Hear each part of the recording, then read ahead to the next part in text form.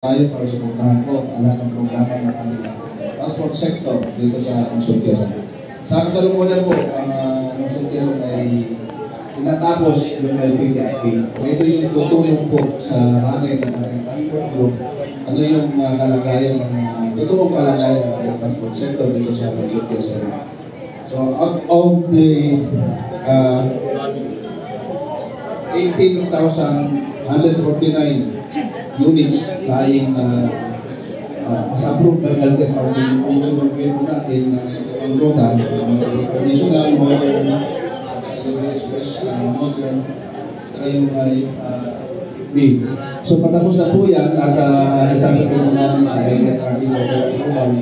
Pero bago natin i-approve sa LTFRB yung pagkatapos namin LPTRP, ay sasanggunin din namin, tatawagin po din namin ang transport group para i-presenta po sa kanila ano yung naging resulta ng aming survey. At doon po nila malalaman din kung ano yung kalagayan din at anong pwedeng itulong din ng consultation through sa LTFRB. Yun po yung priority po natin ngayon na ginagawa din sa Lungsod Quezon. Ang pangalawa po ay yung signation of loading and unloading base dito sa kahabaan ng Commodore Avenue. Kung mapapansin po din nyo, nakatawag po natin ang LTFRB, DOTR, MMDA, LTO, ay i-designate po namin, pinapaganda po namin, i-improve po namin yung ating babaan sa kayang dito sa Commonwealth para naman po magkaroon ng mas maayos ang dahil ng trapiko at tuturuan po natin yung ating mga mananakay na kung saan yung tamang sakaya babaan po namin. Yan po yung priority natin dito ngayon sa Commonwealth Avenue.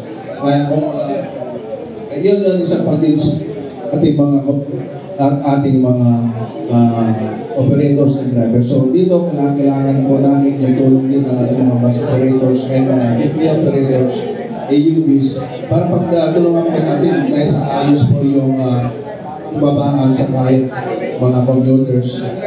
Dito yung pinaka-busy na kalsada ngayon dito sa Commonwealth Avenue. Part of which yung aming ginagawa yung road safety ating mga lahat na bumabiyahe dito sa panulungan ng mga major roads ng Lungsod Quezon. Kung mapapansin po din yung medyo mataas din yung datos ng road safety issues dito sa ating kalutsuran. Kadalasan naman po yan ay nangyayari sa ating mga major thoroughfares na dapat nangangalaga po dyan ng MMDA at ang ating mga DPWH. So magtutulungan po natin with the DWG na tinayo natin po yung Mayor Joel Belmonte, i-address din po natin yung road safety issues ng mga major thoroughfares dito sa Lungsod Quezon. So yun yung mga direction na ating ginagawa ngayon para ma-improve din po yung ating sitwasyon, mission order ng ating mga mananakay at the whole transport group and our transport sectors dito sa Quezon. So yun ako mapapabayaan kayo po natin sa ating chairman ng LTFRB ito yung major initiatives na ginagawa ng Lungsod Quezon para mapapaginhawa ang ating commuters, mapapaginhawa ang ating mga transport group and drivers. Medyo hindi ko napansin po kanina ay yung ginagawa naming shipper lane din na during rush hour dito sa Quirino Avenue, sa Commonwealth Avenue, Quezon.